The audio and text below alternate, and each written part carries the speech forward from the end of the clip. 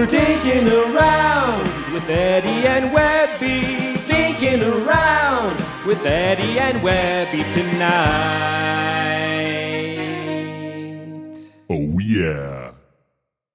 Pickleball sucks. It's not even a real sport. Get out of here, you troll. Oh, hey, how's it going? This is Webby, not Eddie.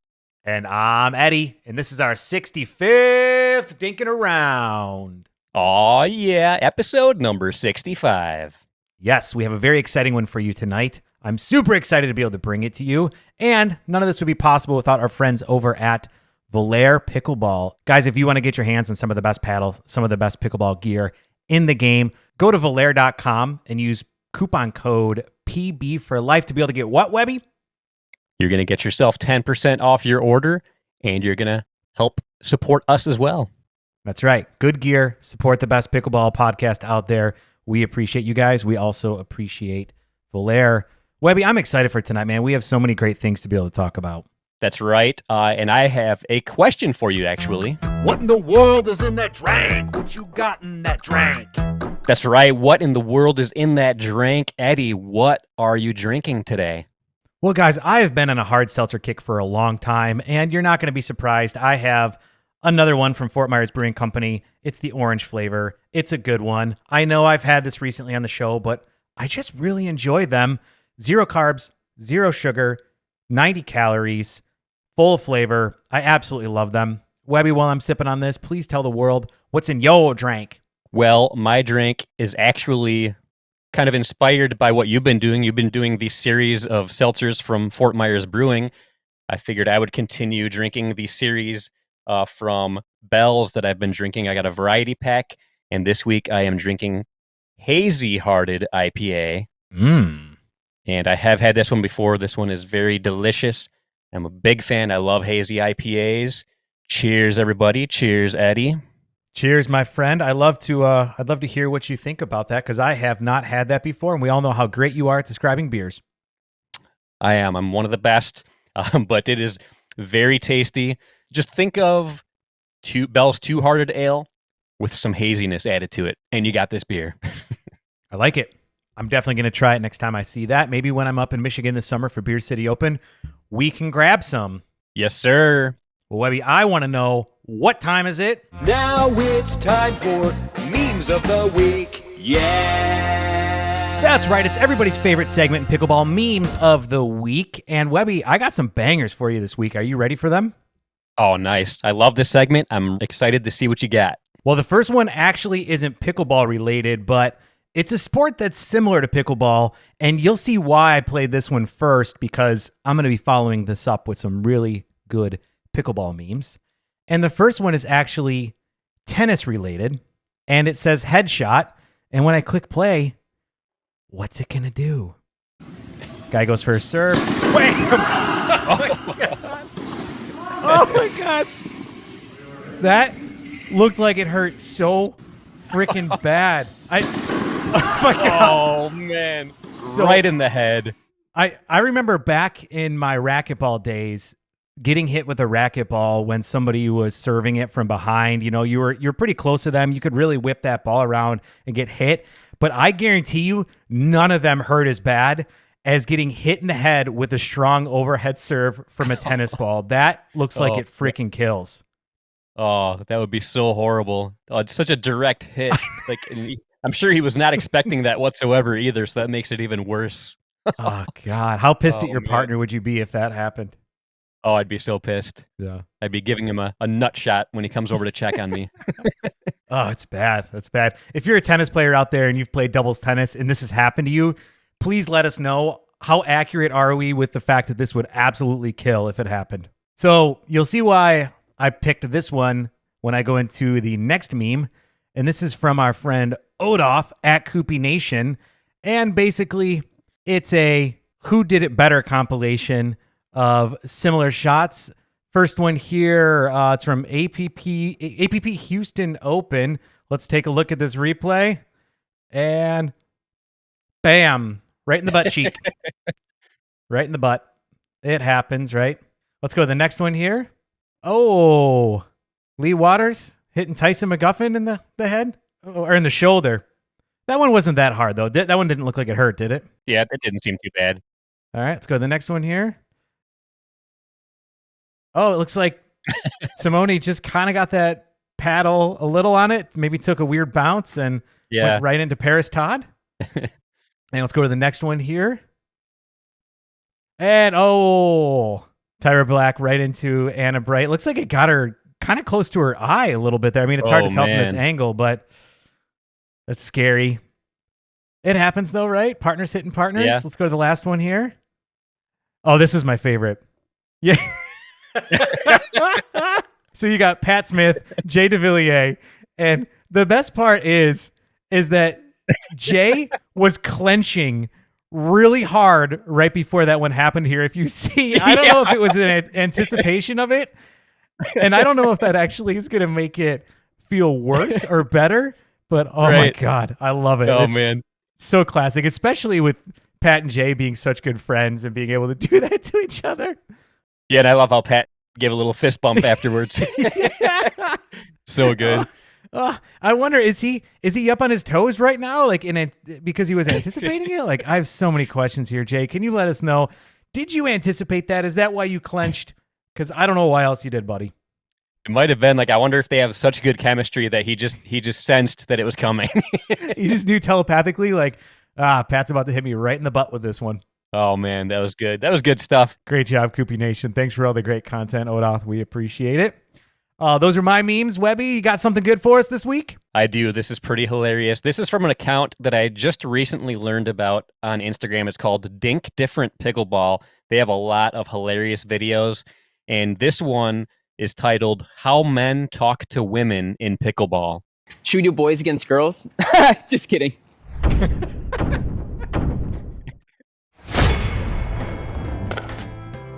Atta girl? You gotta quit hitting to their backhand. You can't hit to their forehand. You gotta quit popping it up. Should we stack? Yeah, we should stack. Wow, great shot. Ladies first. Serve it, girl. I'll take the hard drives. Okay, no cross-court speed-ups. They're targeting you. Are you open to feedback? You're actually good. Someone means business. You're getting better. Think different. Her face at the end was absolutely classic. I love that. Oh, it's so good. Yeah, I don't know how I found that account. I don't know if it was a suggested thing or if somebody was tagged in it or what, but I came across it a couple weeks ago and I watched a bunch of their content. It was so funny. So I had to choose one of their videos as one of my memes of the week, and I'm very glad that I did. Those are great. I love to see how much content is coming into the pickleball space. So creative, so clever, so funny, but also so real for any of us that play pickleball on a pretty regular basis, especially going to open play. Yeah, I absolutely love memes of the week. One of my favorite things we do each week. But, Eddie, I think it's time. Now it's time for Topics of the Week. That's right, Topics of the Week. This is where Eddie and I each bring a topic to discuss. And, Eddie, I would love to know what your topic of the week is. Well, I appreciate that. And it's actually very fitting that we showed that last meme because, Webby, as you and I have talked about, I've been going to open play up at East Naples more frequently lately, and I'm really making the best out of it. But there was a situation this past week that happened that I want your opinion on, and all of you listening out there. Should I have addressed something? Should I not have? What should I have done in the situation? Or just accepted this is basically what happens at open play? To set the stage for you, I'm playing at the 3-5 courts. I can't play at the 4-0 courts. There's a long story. I don't want to get into that.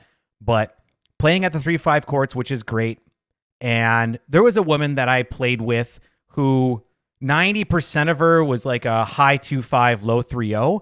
But she was able to get away with playing on the 3-5 courts because she had a really deceptive table tennis style drive, okay? So that's why she was playing there. She gets away with it. And she's super nice. We had a good time. The problem is that she gets away with that shot, so that's all she does. And on top of that, I don't think that the people that she plays with play up at the line like I've been taught to, like you've been taught to, like a lot of higher level players do. And so a lot of her shots that she usually gets away with, she was hitting cross court hard to the person in front of me directly to their forehand multiple times. And as you know, I think it's probably from my training with Simone that I just know that that's not what you do. Protecting your partner is the number one thing you can do out on the court. So it is a little bit of a pet peeve for me and it gets under my skin, but I wrote it off because I'm really trying to embrace open play. But it happened a lot. On top of that, Webby, not only did she do that shot, when our opponent would rip the ball back at me and I wasn't able to either get to it or it hit me, it was a lot of eye rolling. It was a lot of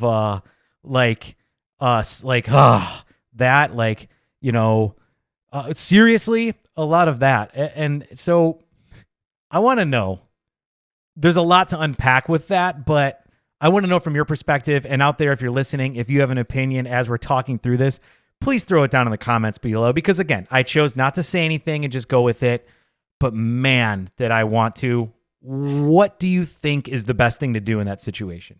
Yeah, that's a tricky one. That is a tricky one, especially with open play. I have experienced that before too. And I feel like my first instinct would be to not say anything and just let it slide. But if they're doing the eye rolling thing, like you said that she did, like that's the kind of thing that would make me want to say something. Like eventually I feel like I would get frustrated enough at their reaction to me getting blasted with the ball because of what they did, to where I would be like, if you wouldn't hit it like hard cross court to their forehand, they wouldn't be hitting it so hard at me to where it's hard for me to even do anything with it. So when people are jerks, that's when I kind of am not as quiet about things. Like I can't stand people that are not nice people when it comes to open play, when it comes to pickleball. And I even had something that happened at a recent tournament that I did. I think I'll save that for another episode, another topic. But yeah, if you do something that pisses me off during pickleball because like you just demonstrate that you're not a great person, that's when I become vocal. Otherwise, I pretty much keep to myself. But it is tough because some people do want to learn and get better, and some people are open to that. So you just, I don't know, you almost got to feel it out and see, like, do they seem like the type of person that want to get better and would be open to constructive criticism, or are they just there to play and they have no desire to get better? They just want to have fun, even though what they're doing is causing you to get smashed. Yeah, and that's the other part too, is it's almost like she wasn't having fun. And again, I think it's because she probably plays in groups where she can get away with that shot over and over and over again. At any time there's a higher level opponent or a partner who's trying to play, quote unquote, the right way, or the way that's going to set you up for success, she doesn't do well in that situation. So it was tough. You brought up a great point though. Are they receptive to constructive criticism or feedback, as I like to put it?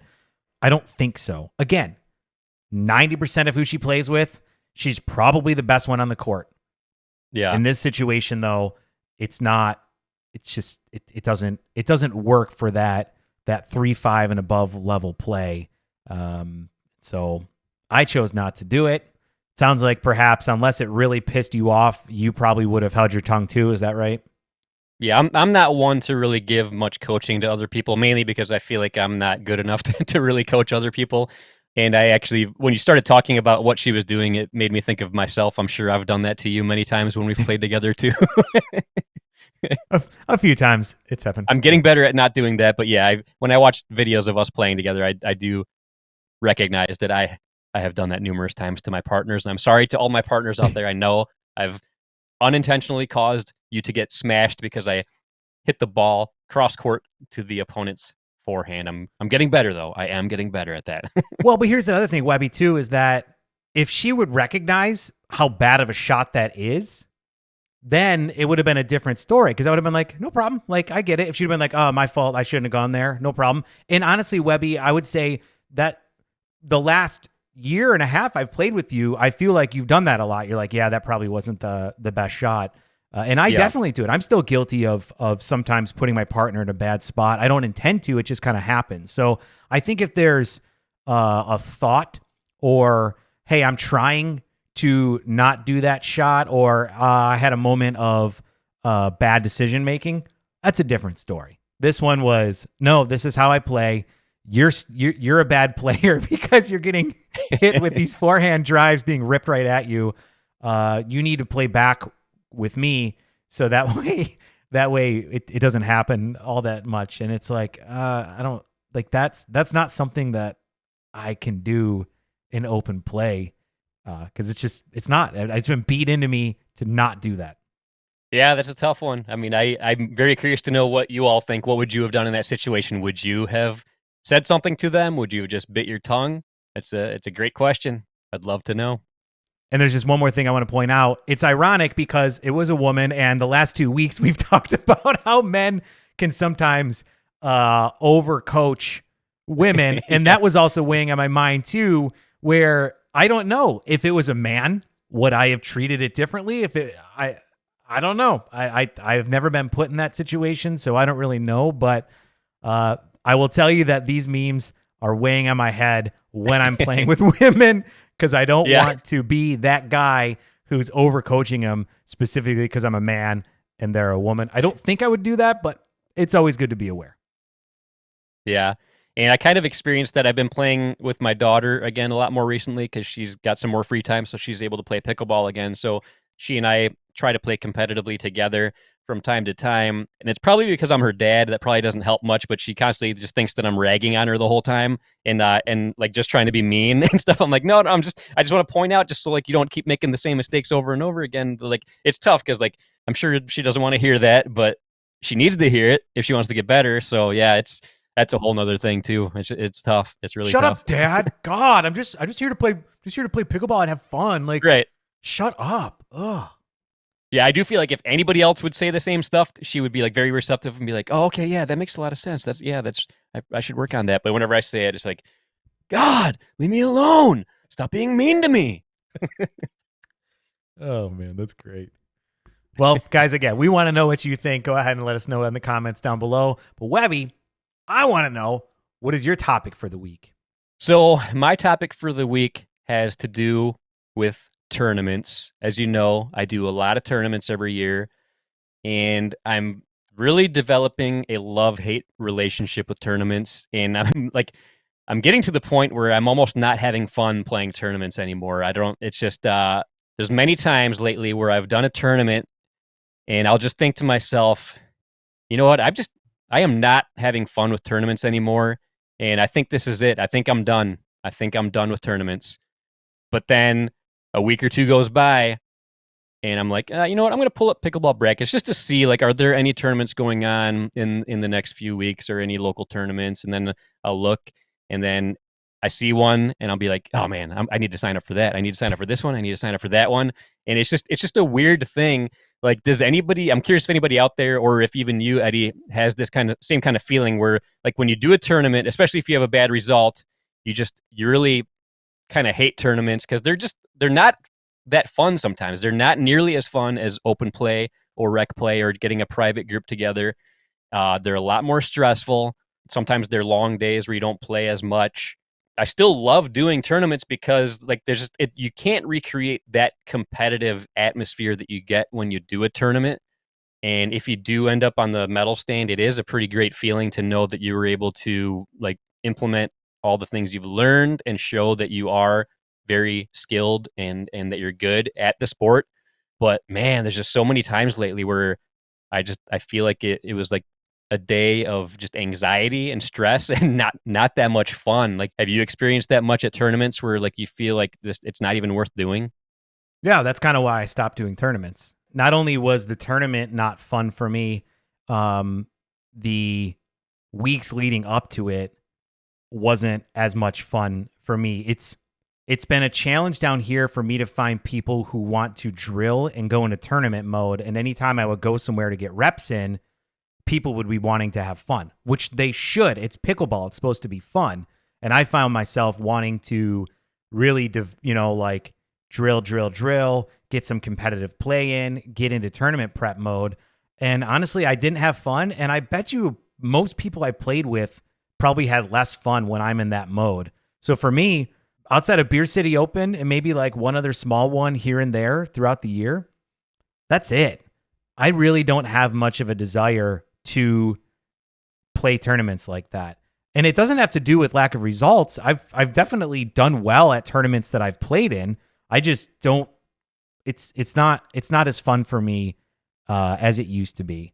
And on top of that, I will say that recently I have kind of fell in love with pickleball again, just for the sake of going out and having fun.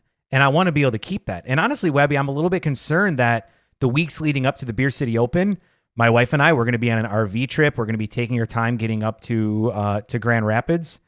So I'm going to have to find pickleball courts here and there to be able to try and play with people. And I'm already worried that the play that I'm going to have at these different parks or whatnot is going to be less fun because I'm going to be in tournament prep mode versus just go out there and have fun. And on top of that, I also find, Webby, that when I'm not preparing for a tournament, I don't really care about my duper score or what my scores are. I really didn't care even before that anyway. They didn't really mean much to me, but I also found that it means less to me.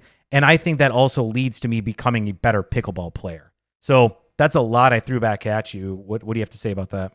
Yeah, and I definitely agree with what you said. What I have learned is the bigger the tournament, the less fun I have, especially if it's a double elimination tournament. That means if you do a tournament and you lose twice, you're out of the tournament. So if you lose the first game, you then go to the loser's bracket. And then as soon as you lose again, you're out. So you might hear the term 0-2 and out. So if you lose your first game and then you lose the first game of the loser's bracket, you're out of the tournament. So you might only play in a tournament 2 games or 2 matches and you're done.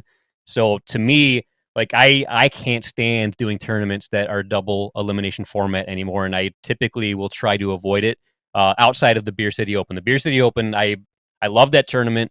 Even if I go 0-2 out, I still have a great time. So that's one of the rare big tournaments that is super fun regardless of the outcome, regardless of how I play. I know if I get eliminated there, I can just head over to the beer tent and then watch my friends play or watch pro players play. I mean, you can't go wrong at the Beer City Open, but a lot of other big tournaments are not like that. And you go 0-2 out, especially if you travel, you might not even know any of the people playing, to where it's not even as fun to just sit around and watch the people play.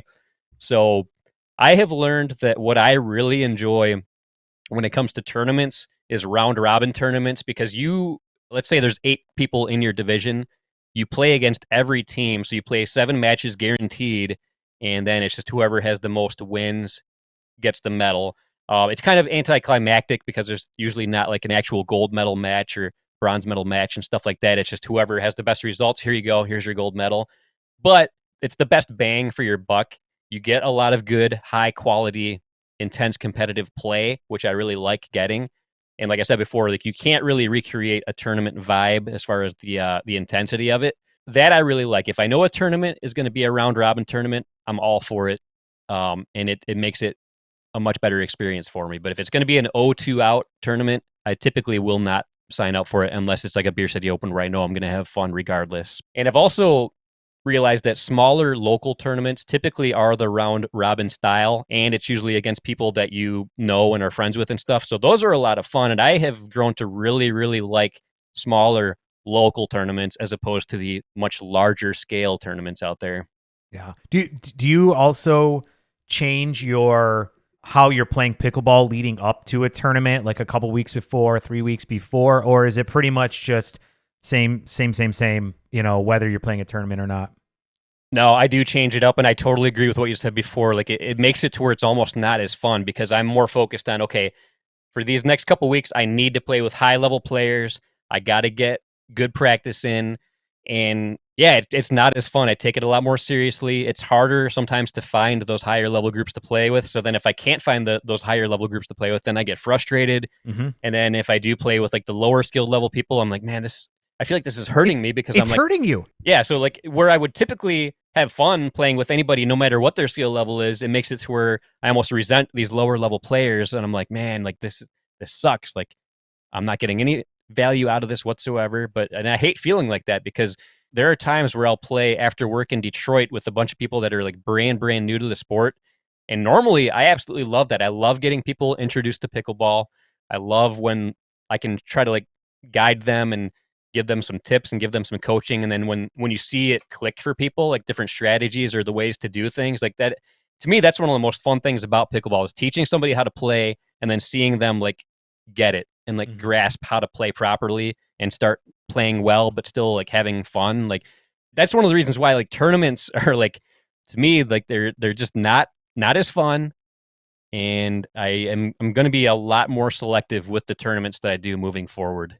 Yeah, I definitely think that's a good idea. I have found a lot of value in it personally. When I go to play, it's just for the love of playing. Yes, I do want to get better, but my goal for getting better is more just because the better I get, the more fun it is, the more groups I can get in with, the more I'm on my personal journey. Where when it's tournament prep, it's all results of that tournament, which at the end of the day really doesn't matter. But as to your point of if you're in a double elimination tournament, if you don't do well, you don't get to play. So my motivation is I want to be able to keep playing. In order to do that, I have to do well. And in order to do well, I have to be able to drill and I have to be prepared. And in order to do that, I need to get higher level people. And it just snowballs. So Yep. I'm right there with you. Webby, I think you should just stop doing tournaments. Maybe 1 or 2 a year. I think you're going to be much happier. I probably will be much happier, but I don't know. I feel like I like torturing myself for some reason. I can't help it. Like after this podcast, I'm going to be like, yeah, I'm going to stand firm. I am not going to do any more tournaments. I'm going to be very selective, but I guarantee you a week or two from now, I'm going to pull up pickleball brackets just out of curiosity and be like, oh, I got to do this tournament. I got to do this tournament. I got to do this one. All right. So now we have established you are a pickleball junkie. You have an addiction to tournaments. So I will be your sponsor. And anytime you're starting to, what's that term? You're starting to chip, you fall off the wagon, whatever, reach out to me. I'll talk a little sense into you. I'll talk you down. We'll look and see if if it really is a tournament that you should be in or not. And then I can be there for you. Yeah. Now, one thing I do want to kind of stand firm with is when I do a tournament, I want it to be with somebody that I can at least practice with beforehand. Because for years, I have done tournaments like with blind date partners or people that I haven't played with in months leading up to the tournament and stuff like that. And there's no way to be successful. I mean, you might have like a one-off type situation where you and a blind date partner or you and somebody you haven't played with in a while just happen to click that day of the tournament. That does happen sometimes, but that's very rare for me. And the times that I play with somebody that I do practice with, I can just tell we jive way, way better. And it's just I have to stand firm with that, and I feel like I'm doing better with that this year. I'm mainly playing with people that I have a chance to practice with. You are the exception of that because I know we're not going to be able to practice a whole lot before the Beer City Open. Well, at this point, though, I mean, we've played together enough. We should know each other's styles. The problem is that we learn them, and then we forget them, and then we learn them, and yeah. I do feel better about this year, though, because like I really think in this past year, I think I have really done a much better job at identifying what I have done wrong in the past. I'm getting better at that. And like what you said earlier, protecting your partner, that's something that I know I didn't do a good enough job at in the past. And I think I am a lot better at that now.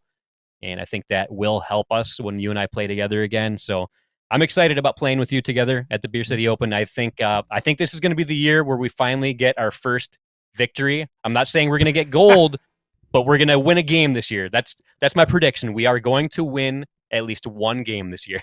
I love it. It's a great goal, and it's a realistic goal, and it's something that I think we can definitely achieve. So let's do it.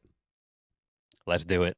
Great topic, Webby. For everybody out there, again, we want to know your opinion on these. And if you have a topic that you want to get our opinion on, go ahead and post it down in the comments below. Reach out to us on social media. We'll be happy to talk about it. And Webby, I got a question for you. Outside of Bell's Two Hearted, how do you like to stay hydrated? Well, my absolute favorite way to stay hydrated is to drink some Fruit Punch Electrolyte Supreme, especially when I'm playing pickleball. It really helps. It really, really does. That's Electrolyte Supreme from Jigsaw Health. They're an incredible company. They are just as obsessed with pickleball as we are, so much so that they are the ones that created the Orchard at Jigsaw Health, home of the Arizona Pickleball League, which season 3 is going to be starting up this fall. They live, eat, breathe, sleep pickleball.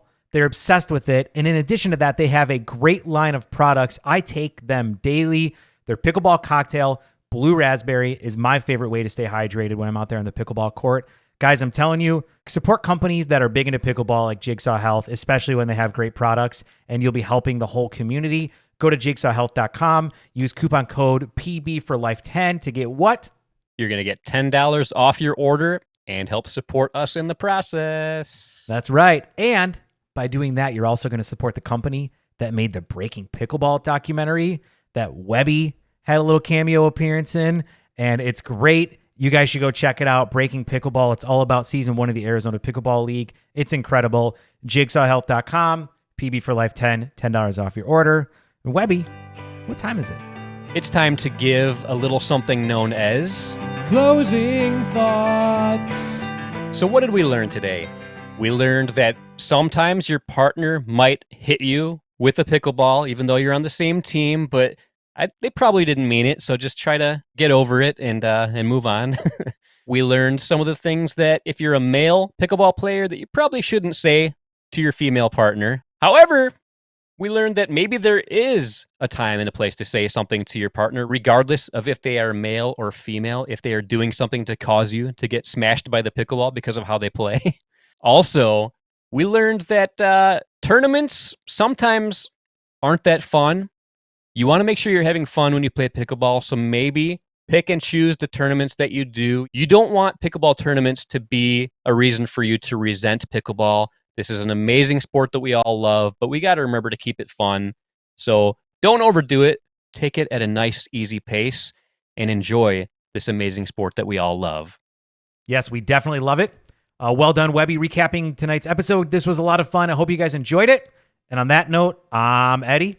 And until next time, this is Webby, not Eddie, signing off. But Well, we're dinking around with Eddie and Webby. Dinking around with Eddie and Webby tonight. Oh, yeah.